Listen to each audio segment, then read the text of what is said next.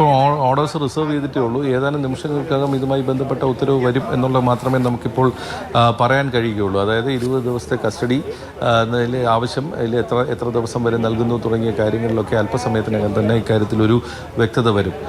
ഞാൻ നേരത്തെ പറഞ്ഞ പോലെ ഇന്ന് വൈകിട്ടാണ് 6:30 മണിയോട് കൂടിയാണ് ഡൽഹിയിൽ എത്തിക്കുന്നത്.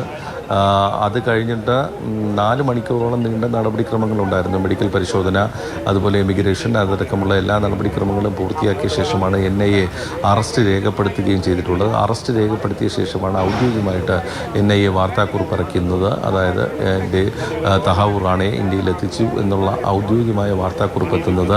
അതിനുശേഷമാണ് അതിൽ വിശദമായി തന്നെ എന്തെല്ലാം നടപടികളാണ് ഞങ്ങൾ ഇതുവരെ സ്വീകരിച്ചത് എന്നുള്ളതാണ്. എല്ലാ സർക്കാരുകളും, ഇന്ത്യയിൽ ഭരിച്ച എല്ലാ സർക്കാരുകളും ഇത് കൈമാറ്റം അല്ലെങ്കിൽ ഈ മടക്കി കൊണ്ടുവരുന്നതിന് വേണ്ടിയുള്ള നിയമ പോരാട്ടത്തിൽ ഏർപ്പെട്ടിരുന്നു എന്നുള്ളതും മാത്രമല്ല അമേരിക്ക വളരെയധികം സഹകരിച്ചു എന്നുള്ളതുമാണ് നമുക്ക് ഇതിൽ നിന്നും മനസ്സിലാക്കാൻ കഴിയുന്നത്. ഏറ്റവും ഒടുവിൽ പ്രധാനമന്ത്രി നരേന്ദ്രമോദി അമേരിക്ക സന്ദർശിച്ചപ്പോൾ ഡൊണാൾഡ് ട്രംപുമായുള്ള കൂടിക്കാഴ്ചയ്ക്കിടയിൽ വാർത്താ സമ്മേളനത്തിൽ തന്നെ ട്രംപ് പറഞ്ഞു, ഏറ്റവും ഒരു ഹാർഡൻ ക്രിമിനലിനെ ഞങ്ങൾ ഇന്ത്യക്ക് കൈമാറുന്നു എന്ന് വളരെ വ്യക്തമായി പ്രഖ്യാപിക്കുകയും ചെയ്ത ഒരു സാഹചര്യമുണ്ട്. അപ്പോഴേക്കും US സുപ്രീം കോടതി തന്നെ ഇത് തള്ളിക്കളഞ്ഞ, അതായത് തഹാവൂർ റാണയുടെ വാദങ്ങളൊക്കെ തന്നെ തള്ളിക്കളയുന്ന ഒരു സാഹചര്യം അപ്പോൾ തന്നെ ഉണ്ടായിക്കഴിഞ്ഞിരുന്നു. സറണ്ടർ വാറണ്ടും കിട്ടിക്കഴിഞ്ഞ ശേഷമാണ് ഇപ്പോൾ നടപടിക്രമങ്ങൾ ഇപ്പോൾ അവസാന ഘട്ടത്തിലേക്ക് എത്തുന്നു എന്നാണ് നമുക്കിപ്പോൾ മനസ്സിലാക്കാൻ കഴിയുന്നത്. ശരി, നടപടിക്രമങ്ങൾ അവസാന ഘട്ടത്തിലേക്ക് എത്തുന്നു എന്നാണ് മനസ്സിലാക്കാൻ വേണ്ടി പറ്റുന്നത്. കസ്റ്റഡിയിലേക്ക് മാറ്റും, നിർണായകമായ ഓരോ നടപടികളിലേക്കും കടന്നുകൊണ്ടിരിക്കുകയാണെന്നാണ് മനസ്സിലാക്കുന്നത്.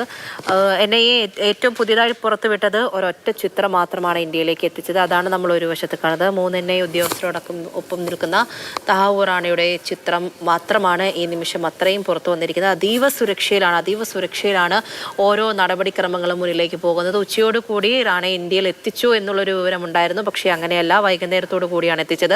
ഓരോ കാര്യങ്ങളും അതീവ രഹസ്യമായിട്ടാണ് മുന്നിലേക്ക് നീക്കുന്നത്. കാരണം അത്രത്തോളം സുരക്ഷ പാലിച്ചു തന്നെ മുന്നിലേക്ക് പോകേണ്ട ഒരു വിഷയം കൂടിയാണ് ഇത് എന്നുള്ളതാണ്. അങ്ങനെയാണ് ഓരോ കാര്യങ്ങൾ മുന്നിലേക്ക് നീക്കുന്നതും. P. വസന്താണ് വിവരങ്ങൾ നൽകിക്കൊണ്ടിരിക്കുന്നത്.